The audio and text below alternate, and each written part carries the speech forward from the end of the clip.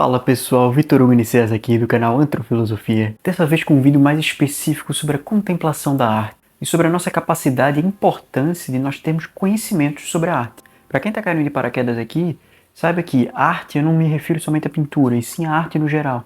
Literatura, pintura, escultura, o que for. Ou seja, é uma visão que se aplica genericamente à arte como um todo, e não a uma coisa em específico. E como melhorar essa nossa capacidade, esse nosso conhecimento sobre a arte?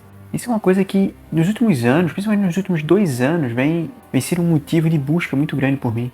E eu falo aqui não como um especialista, mas sim como alguém que gosta de estudar e que quer dialogar de certa forma com pessoas que têm esse mesmo interesse que eu tenho. E cada vez mais eu me deparo sempre com a mesma opinião. Por isso que nesse vídeo eu vou trazer aqui a opinião de 2 autores que eu gosto bastante. É possível que eu cite outros, mas pelo menos T.S. Eliot e Roger Scruton serão citados.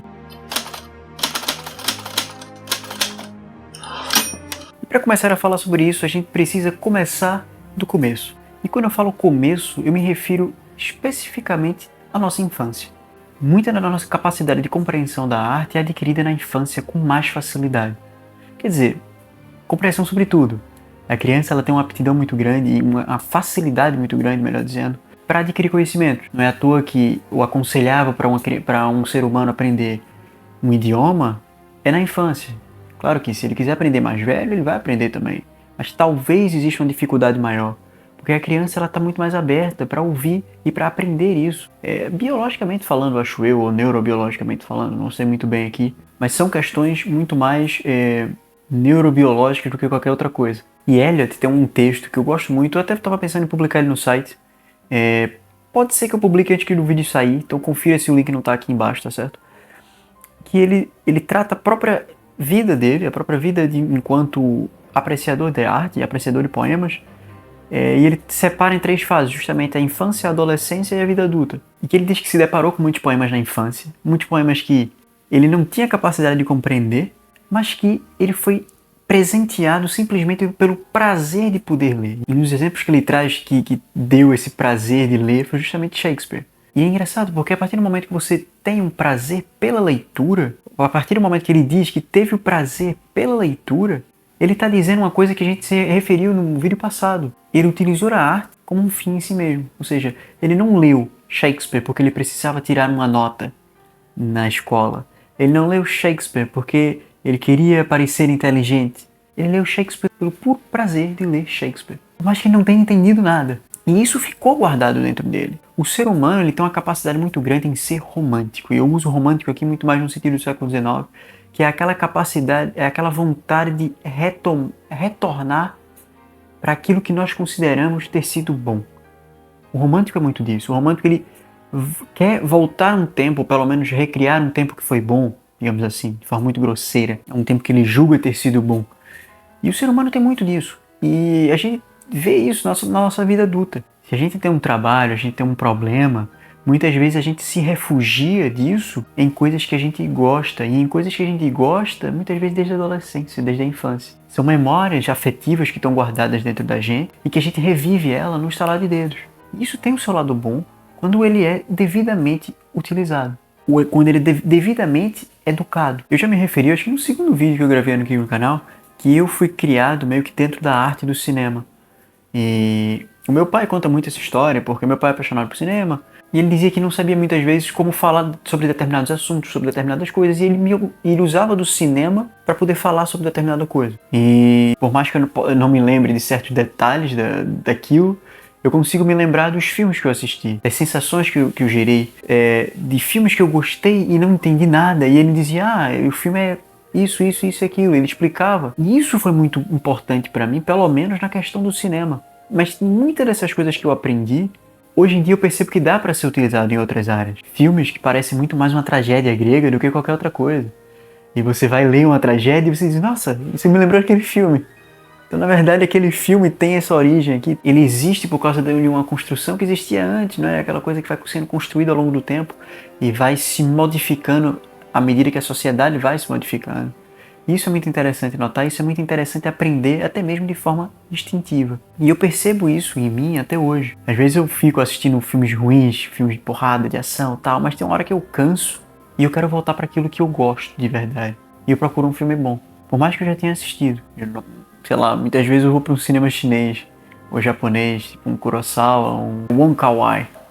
Eu gosto bastante. Alguns outros, claro, mas eu sempre volto para esses filmes que mexiam muito comigo. Não é à toa que meu filme favorito até hoje é Herói, de Zhang Yimou. Foi um filme que eu assisti também quando eu era mais novo, bem mais novo. E eu tenho certeza que esse sentimento que eu sinto ao assistir o filme remete também àquele sentimento que eu senti quando eu era mais novo, quando eu era criança, adolescente, e assisti aquilo. E é engraçado porque depois, na segunda fase, que Eliot traz nesse texto, que é uma introduçãozinha, um texto bem introdutório num livro dele chamado sobre a poesia, a crítica e o uso da crítica, que é esse livro aqui.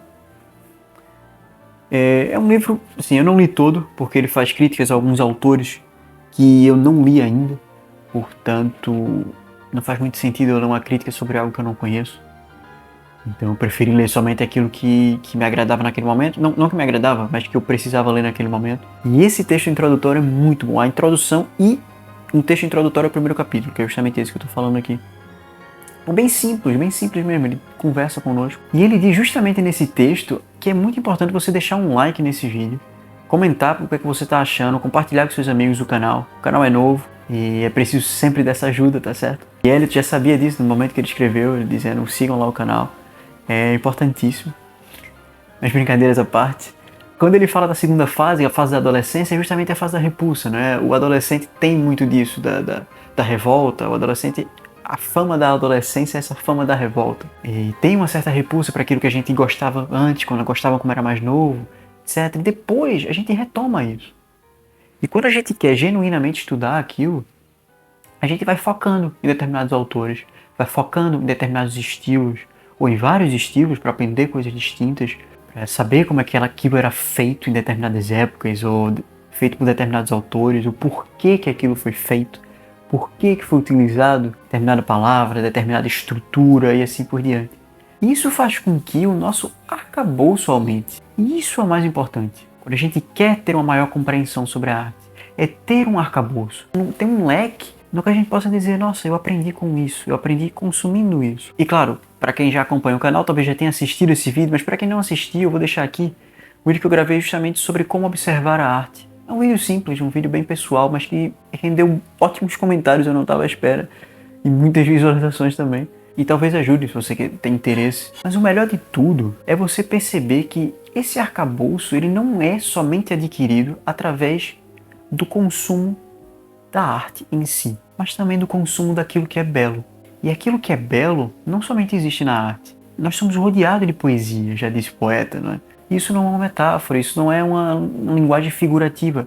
Nós realmente somos rodeados de beleza. A beleza natural é um exemplo disso. Você não precisa ser alfabetizado para saber que um pôr do sol é bonito. A gente olha e com os nossos olhos a gente fragmenta aquela visão, não é? A gente coloca como se fosse uma moldura no pôr do sol e diz: nossa, que coisa linda que eu estou assistindo. Quando você vê uma montanha, aquele horizonte, a gente vê aquela amplitude, por mais que os nossos olhos eles recortem aquela imagem que a gente está olhando, ela é tão ampla que a gente também consegue se enxergar dentro dela. A gente consegue sentir como se estivesse dentro dela. Isso é muito mágico, isso é muito poético, isso é muito belo. Não é à toa que é tão comum hoje em dia nós reclamarmos das cidades urbanizadas, não é? Com prédios e prédios e prédios, porque a gente não consegue enxergar o horizonte e a gente não consegue se enxergar dentro da amplitude. A nossa visão é limitada, a nossa visão ela é condensada dentro de concretos, fazendo com que a gente não consiga enxergar além.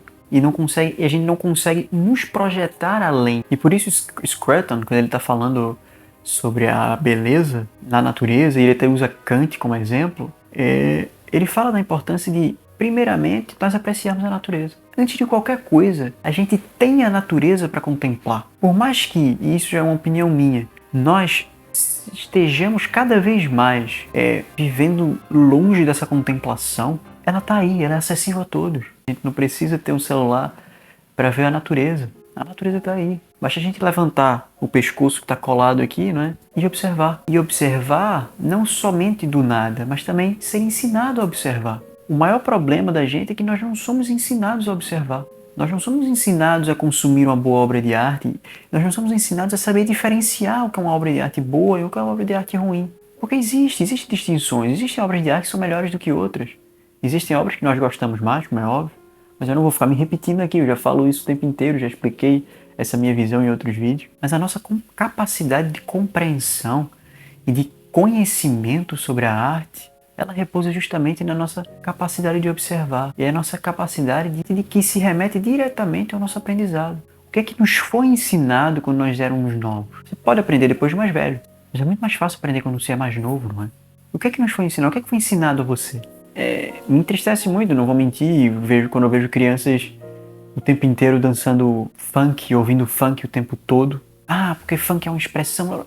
Não tô falando em questão de sociedade, de nada, eu tô falando em questão contemplativa. O que é que isso vai melhorar a educação de uma criança? Ele ouvir e dançar coisas que são extremamente obscenas. Eu não tô aqui falando de forma puritana, tá? Não tem nada a ver. Eu gosto de me divertir, eu gosto de dançar, eu gosto de brincar, enfim, eu não me importo com a existência dessas coisas. Eu me importo quando isso afeta a educação do ser humano. Porque isso é uma forma de pão e circo. Isso é uma forma de circo, para ser mais específico. Tudo que eu falei no vídeo sobre industrialização da arte se aplica aqui. Porque por mais que certas culturas que nós temos hoje tenham nascido de forma espontânea na sociedade, ela não existe hoje em dia de forma espontânea. Ela se tornou uma indústria, ela se tornou uma máquina para fazer pessoas ficarem presas a ela. E essa máquina age na infância. Essa máquina age tirando a nossa capacidade de educar, ou de aprendermos coisas boas. Poderia aqui citar Platão, na República, que tem frases maravilhosas sobre a educação da criança, a educação de um governante perfeito. Poderia citar outros autores aqui também, tantos outros que falam coisas tão boas sobre a educação, e sobre a educação na infância especificamente. Acho que eu já iria devagar até demais, porque eu já falei muita coisa. Não sei se ficou muito disperso, mas a ideia era justamente essa. Mostrar o quão é importante nós aprendermos coisas na infância, e nós consumirmos arte na infância. E nós, enquanto adultos, ensinarmos as crianças, enquanto professores, enquanto os pais, a consumir uma obra de arte. Como eu já disse no outro vídeo, você tem um texto. Um texto é um texto. E você diz, eu preciso fazer uma redação. Uma redação segue regras específicas, que definem aquele texto enquanto redação. Um conto tem regras específicas que definem aquele texto enquanto conto. Ou enquanto um livro, que é um romance. Ou enquanto um livro, que é uma ficção científica, ou enquanto um livro que é acadêmico. Mas tudo isso que está escrito é um texto. É um texto. O poema é um texto. Mas o que diferencia o poema de uma redação? É somente ele estar estruturado em versos? Acho que não. Cada obra de arte possui elementos objetivos que definem aquela obra de arte enquanto arte daquela determinada espécie. Uma pintura, ela é pintura e não é um poema. Por mais que ela possa ser poética, mas aí são duas coisas distintas. Uma escultura é escultura, mas não é pintura nem é um poema também. Do mesmo jeito que um poema não é uma redação. E não é um texto de uma bula de remédio. Então existem elementos objetivos, também subjetivos, que definem a arte enquanto arte. E para a gente ser capaz de ensinar alguém, a gente tem que ter minimamente a consciência dessa distinção. O que é um poema? O que é uma pintura? O que é uma escultura? Para isso vocês sabem, vocês vão ter que seguir o canal e assistir todos os vídeos que eu venho gravando até hoje, porque muitas vezes são assuntos que se repetem, trazendo novos elementos, e outras vezes não, são assuntos que eu só falo uma vez e fica lá naquele vídeo. Portanto, para esse pensamento ser melhor compreendido, sem dúvida você tem que sim assistir todos os vídeos, se você realmente tem interesse nisso, né? Mas olha, eu espero que vocês tenham gostado desse vídeo. Como vocês sabem, todos os links estão aqui na descrição, os links das nossas redes sociais, do nosso grupo no Telegram. Então, fiquem à vontade para participarem, para seguirem todos os nossos canais, nossas redes sociais e comentarem aqui o que vocês acharam, tá certo? Como vocês já sabem, vejo vocês no próximo vídeo. Valeu!